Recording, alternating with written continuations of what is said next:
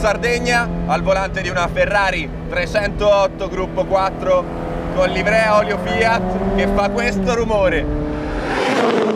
La macchina è qui per l'evento di Boltuquatu e sì, ci saranno 42 gradi, qui dentro non ne ho idea, però vi devo dire, in 3 metri la adoro, me la sento in mano dal primissimo minuto, nonostante la posizione di guida tutta strana per me, già le normali 308 non sono adattissime a chi è molto alto.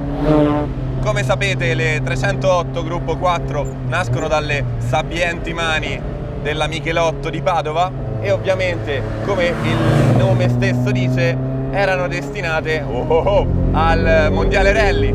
Sappiamo tutti che la macchina era figlia di un progetto molto valido che purtroppo è durato poco e doveva poi evolversi per il gruppo B, si sa cosa è successo dopo. Quindi la macchina dovrebbe essere adatta alla guida tipo rally come la 037. Rispetto a lei però questa qui ha una guida diversa, anche perché il volante è un volante piatto da pista che non aiuta molto ad avere il volante un po' più verso il petto come bisognerebbe averlo per una guida rally. Devo dire che appena seduto dentro ero molto preoccupato di non riuscire a guidarla bene. In realtà facendoci già qualche chilometro si riesce, sono le curve strette che ti creano un po' di problemi ovviamente per una questione di braccia, ma e non solo, in realtà anche di ginocchia. Hai il cambio sotto al ginocchio quando vai a chiamare le marce più basse, ma che vi devo dire, non ho l'anima del critico e quando salgo su una macchina così io sono già innamorato e non vedo queste pecche, questi difetti, figli anche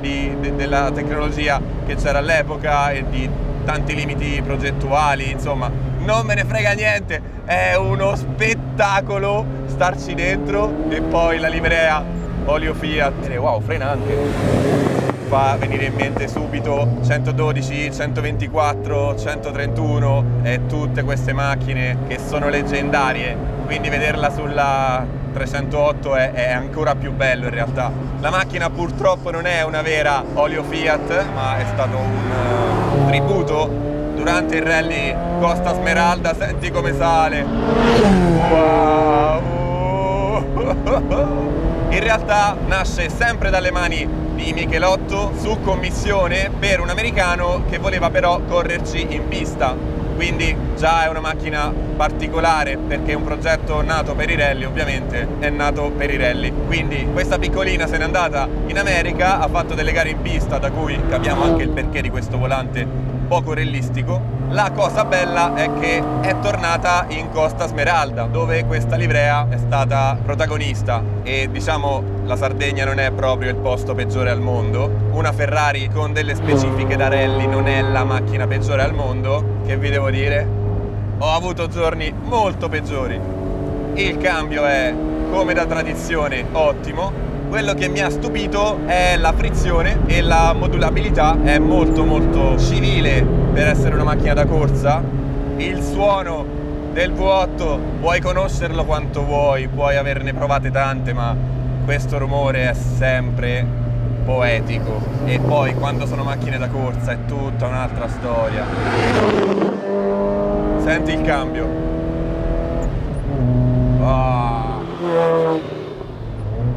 È in scalata.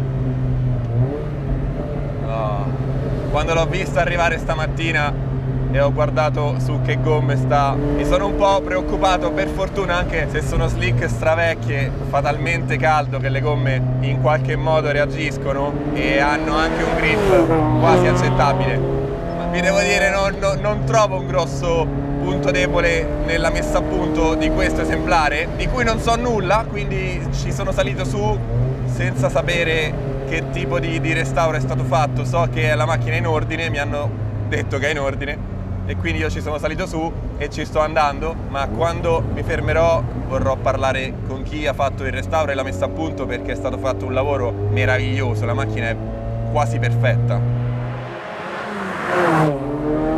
Senti qua. Wow! Ok, iniziamo a stressarla un po' sull'anteriore con questo posteriore così largo. Fisiologicamente la macchina deve essere un po' sotto sterzante, quindi vediamo come hanno ovviato a questa attitudine naturale. Su diverse macchine si scelgono diverse strade, diverse soluzioni tecniche che possono essere esagerare molto con il camber, e qui a vista non credo che sia questo il caso, quindi forse un po' con la convergenza, non lo so. Vediamo quanto si fa stressare prima di mollare un po' davanti. Devo dire invece è molto efficiente, le dimensioni degli pneumatici posteriori sono ovviamente generose sia per il peso maggiore sul retro, sia per evitare che sia troppo sovrasterzante, dato che è già di comportamento naturale ovviamente. Con il motore dietro, a seconda della messa a punto, potrebbe avere questo problema o no. Nel caso della 308 gruppo 4 direi no. C'è un bellissimo equilibrio e il bilancio meccanico è molto neutro in realtà, ti fa sentire subito padrone di casa, non ha una potenza che ti stracca il volante dalle mani, quindi è progressiva, ti dà il tempo di accorgerti, di impostare la curva e seguirla con la linea giusta giocando con gas sterzo. Insomma è bella, se non ci fossero 4000 gradi potrei starci dentro veramente tutto il giorno. Quando cerca il grip davanti con tutta la forza bisogna stare attenti. Oggi una macchina del genere ha una gran bella quotazione, ma tu come fai a non dare il gas in una strada così?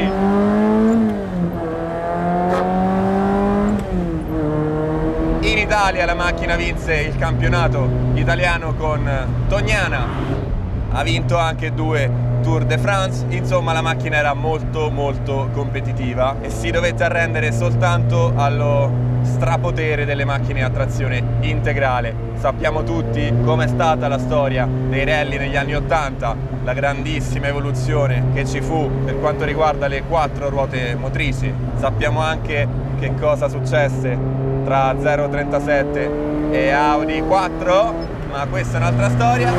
È stupenda e sinceramente non credevo che fosse così bella da guidare. A sedermici appena buttato dentro mi sembrava tutto sbagliato, pedali troppo grossi, volante troppo lontano, soprattutto troppo basso. Come è possibile che adesso ci sto dentro così bene?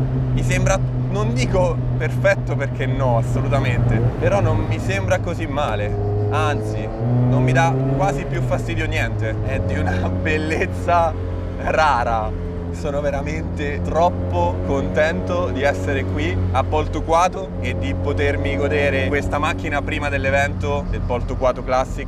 Bene.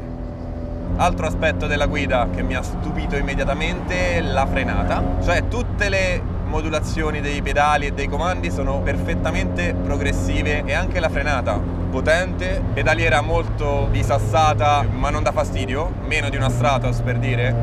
Ecco, un po' di rettilineo, 6000, cambiamo. Bella, fa molto strano vedere sopra la testa un roll bar così sottile, veramente grande come il mio pollice, così. Quindi è tutto molto leggero, tutto molto poco rassicurante. Per fortuna la macchina in sé lo è, ti dà molta sicurezza e dal primo momento lei è piaciuta a me e io spero di essere piaciuto a lei. Avendo anche questa rapporti da pista, in realtà quella da rally sicuramente era ancora più pronta in basso, ma devo dire che la coppia è distribuita a mio avviso molto bene e questo cambio la aiuta tantissimo ad essere bella da buttare in curva e non devi preoccuparti mai della marcia, anche se ovviamente la 308 ha la prima in basso, quindi tutte le marce sono sfalsate rispetto alla maggior parte delle macchine di tutti i giorni a cui siamo abituati. Chi non ha tanta esperienza con questi cambi può confondersi, certo per andare a cercarsi una macchina così calda in una giornata così calda poteva essere soltanto qualcosa del genere. Questo è il potere delle macchine. Wow! Non penso che mi stancherei mai di una macchina così. Vorrei un po' più di potenza, quello sì, chiaramente non ci basta mai. Questa non è quel tipo di macchina che ti fa tirare il collo all'indietro, non è l'F40, non è quel tipo di macchina lì, ma neanche lo era la Stratos o lo era la 037. Sono macchine diverse che servono a fare altro, non per questo non sono uno spettacolo da guidare. Diamole un po' di gas.